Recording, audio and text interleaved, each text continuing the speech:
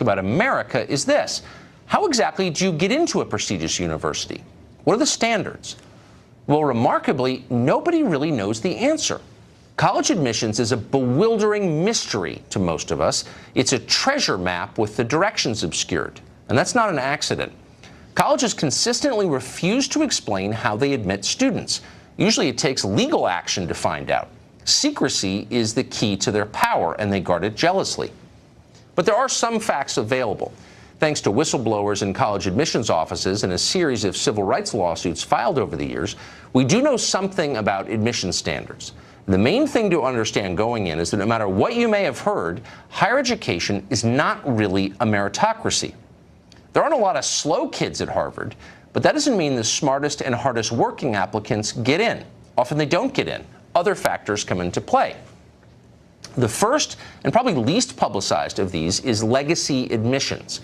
You're more likely to get into a prestigious school if your parents went there. Much more likely, it turns out. A 2011 study of 30 elite universities found that the children of undergraduate alumni were, on average, 45% more likely to get in. An earlier study found the legacy advantage was equivalent to an additional 160 points on the SAT. That's a major leg up. Colleges understand that admitting the kids of alumni help with fundraising. They don't like to talk about that, but it's true. The other factor that colleges don't like to talk about is affirmative action. The Supreme Court banned the use of racial quotas in admissions some years ago, but in real life, that decision meant nothing. Skin color remains a central consideration at every level of the process. The average admissions office is every bit as race conscious as any institution in the Jim Crow South, and far less transparent about it. The numbers tell the story. Every study, there have been a few of them, has shown a huge discrepancy between the achievement that colleges require of applicants of different racial groups. This is true at the undergraduate level and at the graduate level. The new analysis of recent data from the Association of American Medical Colleges, for example, found that African American students with low scores in the med school admissions test and average grades had a 56% chance of getting into med school. At the other end, Asian students with the exact same scores and grades had a 6% chance of getting in.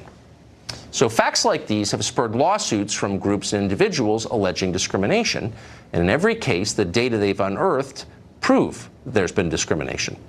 Defenders of the current system, though, say that nobody is being discriminated against and that race has nothing to do with these numbers. Of course, no one actually believes that. Consider this example.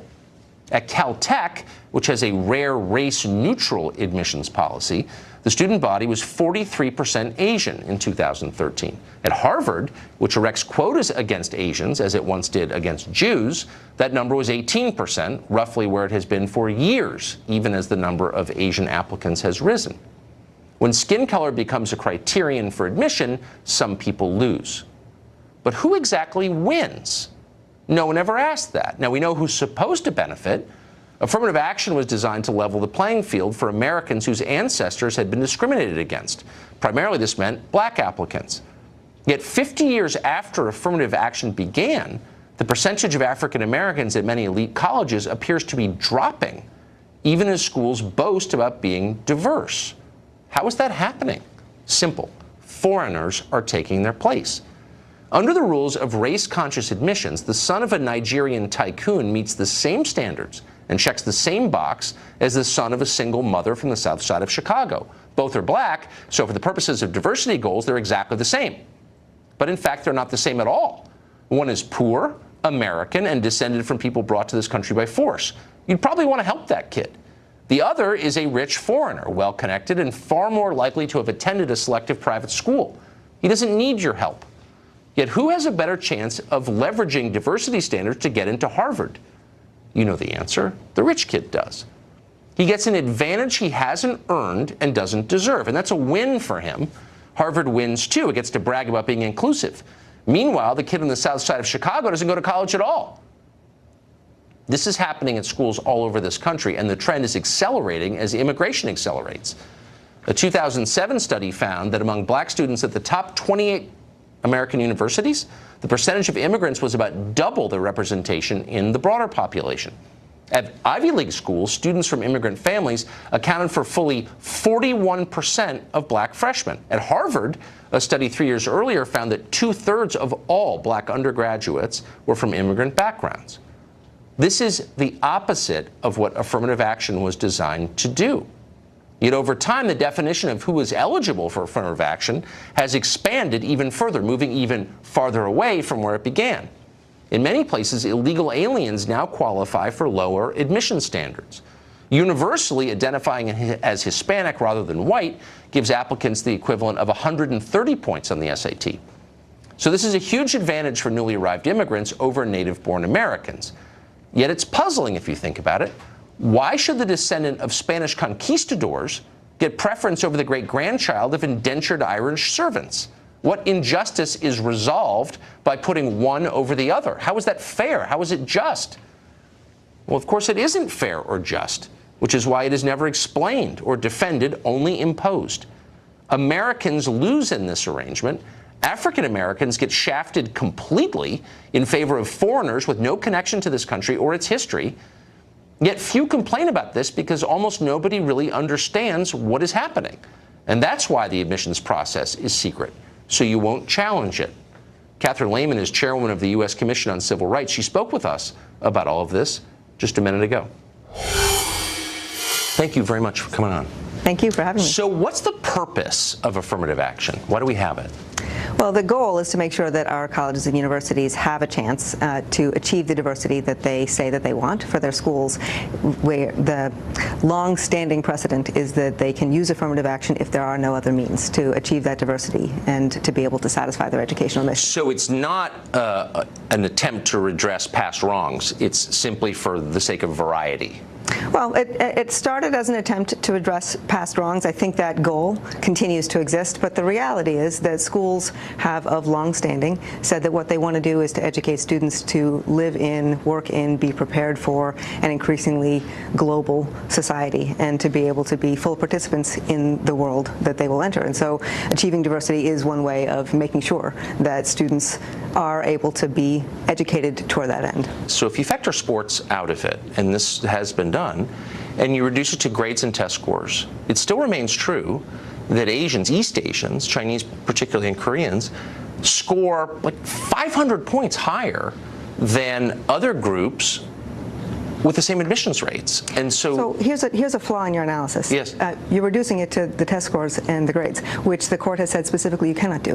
The schools, the colleges and universities have a First Amendment academic freedom interest in selecting whom they want to educate and how they want to educate them. And what they say is I'm not contesting the right. I'm just saying it's right. prima facie discrimination. And if it were happening to any other group, of course, there would be a total outrage. Well, I think it would be a total outrage if it were discrimination, period. What the court has said is that that's not how to analyze it, and that's not discrimination. The court has said you take a look at whether the school is analyzing all of who a child is. No, I'm aware of what the court says. I don't think it passes the common sense test. But let me ask you this. Do you think, if you conceded that part of the purpose of affirmative action, and I think the purpose that most Americans would identify with, if there's any part of it that they would, is the idea that there are groups in America, particularly African Americans, who are discriminated against historically, and this is a way of making good on that, or trying. So how does it make you feel when you see the numbers that foreign-born black students displace African American students, especially at prestigious schools, at a really high rate? And then the school gets to say we're diverse when they're letting in, the kid of the Nigerian ambassador. Doesn't that seem a perversion of the purpose? Well, I think it might be a perversion of the purpose. I haven't seen those numbers, and that's not my experience from investigating the schools. And in fact, what we're seeing now, in particular in this administration with its hostility to having people come to this country from other countries, we're seeing a drop-off in international students at our schools in a way that is affecting the bottom line of our let's say, I'll get the exact numbers in a second, but let's say, I don't know, 19% of all black people in the United States were foreign-born, but the percentage of black students at prestigious schools who were foreign-born was like 45%. That would suggest that they're disproportionately getting the slots that most of us think are going to African Americans. You don't think that's a problem? Well, I again need to resist your reduction of the applicant to a particular characteristic rather than looking at the whole person. Well, the schools, of course, reduce them to that. I mean, they're totally race conscious in the way that they do admissions. Let me tell you that is just not true. That the schools are pretty opaque in the way that they do their admissions, and that's a problem for the American public.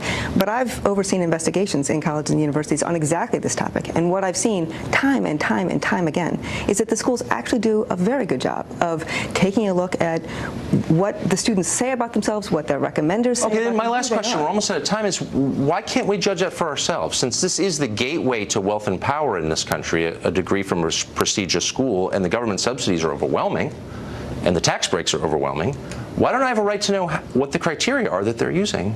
You know, Tucker, I'm a huge believer in transparency. I think it would be better for the American public to have more information about that.